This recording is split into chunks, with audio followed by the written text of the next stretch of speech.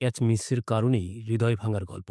স্বর্ণা আক্তারের চোখে মুখে হতাশা, অবিশ্বাসের চোখে তাকিয়েছিলেন রাবিয়া আক্তার। নিগার সুলতানার চোখে যে প্রশ্ন, এটা কি হলো? রাবেয়ার বলে ব্যাট হাতে দুর্দান্ত এক ইনিংস উপহার দেওয়া স্বর্ণা আক্তার ছাড়লেন নাদিম ডি ক্লার্কের ক্যাচ।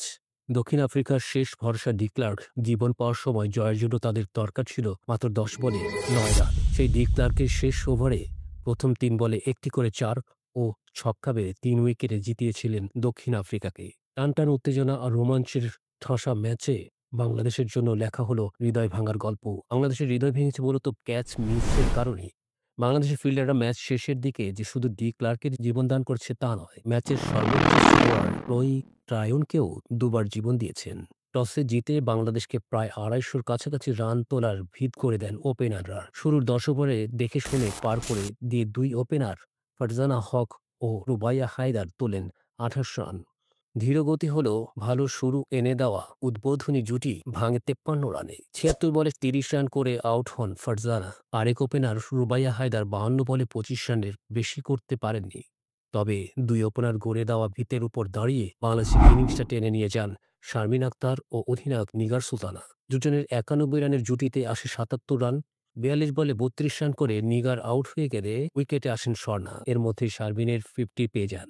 ওয়ানডে ক্যারিয়ারের নবম ৫০ পাওয়া এই ব্যাটার অবশ্য রান আউট হয়ে যান মাইল ফলকটা ছুঁয়েই। স্বর্ণা শুরু থেকেই ছিলেন মারমুখী।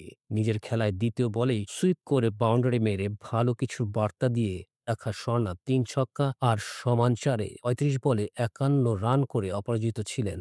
তবে বাংলাদেশের নারী দলের হয়ে দ্রুততম ৫০ রেকর্ডটা নিজের করে নেন স্বর্ণা। এতদিন রেকর্ডটি ছিল নিগার সুলতানার।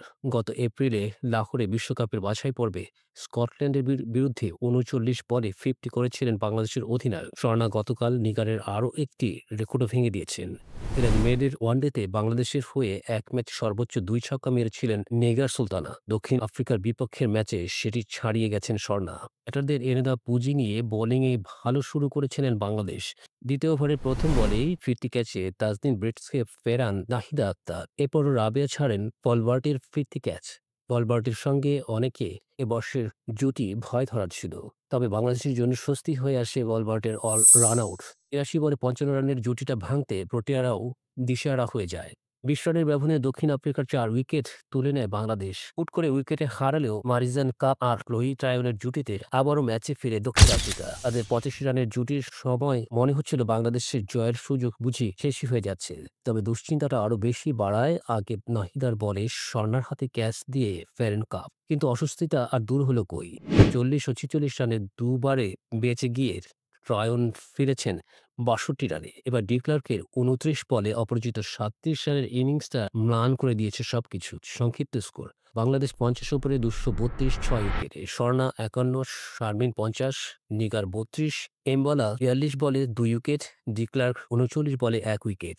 দক্ষিণ আফ্রিকার ইনিংস: ৪৯.৩ ওভারে ২৩৫ রান করেন ৭ wicket. Tryon ৬২, cup ৫৬, D clerk ৩৭, ভলবার্ট ৩২, Nahida ৩৪ run নিয়ে ২ উইকেট, ঋতু ২৯ রান দিয়ে ১ উইকেট, রাবেয়া ৪৮ রান দিয়ে ১ উইকেট, ফাহিমা ১ উইকেট নেন ৫১ রান দিয়ে। ফলাফল: দক্ষিণ আফ্রিকা ৩ উইকেটে জয়ী।